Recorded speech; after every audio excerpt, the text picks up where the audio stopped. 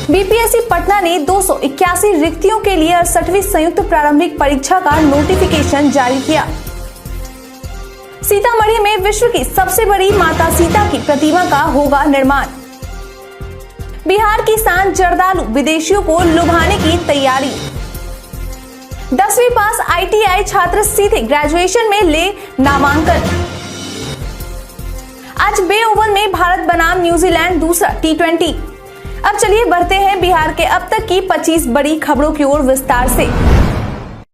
BPSC Patna ने 281 रिक्तियों के लिए 68वीं संयुक्त प्रारंभिक परीक्षा का नोटिफिकेशन जारी किया।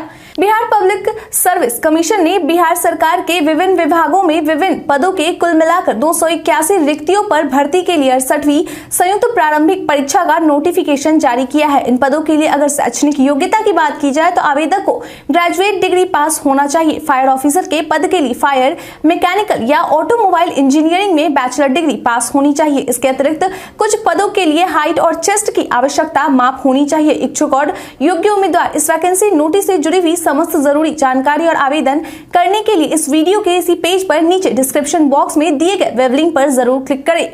ऑनलाइन आवेदन की तारीख 25 नवंबर से 20 दिसंबर 2022 तक है। विस्तृत जानकारी के लिए आप ऑफिशियल वेबसाइट www.bpsc.bih.nic.in पर जाकर चेक कर सकते हैं।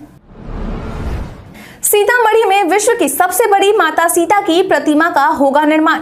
बिहार के सीतामढ़ी में रामायण रिसर्च काउंसिल के तत्वाधान के द्वारा विश्व के सबसे बड़ी माता सीता की प्रतिमा की स्थापना की तैयारियां जोरों से की जा रही है, जिसकी ऊंचाई 251 फीट होगी और इसका स्थापना डुमरा के राघोपुर बखरी में की जाएगी। बता दें कि काउंसिल को इस प्रतिमा को स्थापित करने के लिए राघोपुर बखरी के द्वारा कुल 18 एकड़ 40 डेसिमल भूमि दान दी गई है। वहीं भविष्य में इसके विस्तार के लिए आसपास के किसानों के द्वारा भी काउंसिल को जमीन देने के लिए 6 एकड़ की भूमि पर एग्रीमेंट कर दी गई है। सांसद के द्वारा दी गई जानकारी के अनुसार इस स्थल के आसपास की कुल 33.86 एकड़ भूमि की रजिस्ट्री शुल्क माफ हो सके, इसके लिए बिहार सरकार को प्रस्ताव भेज दिया गया है, जिस पर स्वीकृति मिलने के बाद वित्त विभाग भेज दिया जाएगा। 10वीं पास आईटीआई छात्र सीधे ग्रेजुएशन में ले नामांकन।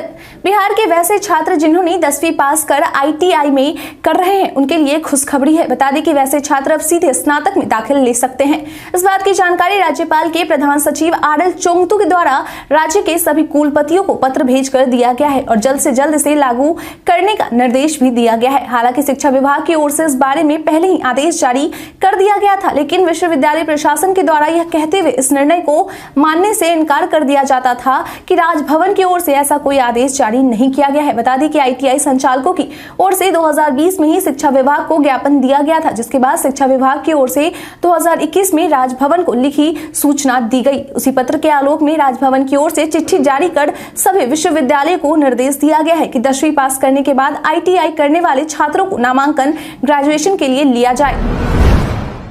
हर जिला मुख्यालय में सिमुलतला मॉडल का होगा एक स्कूल।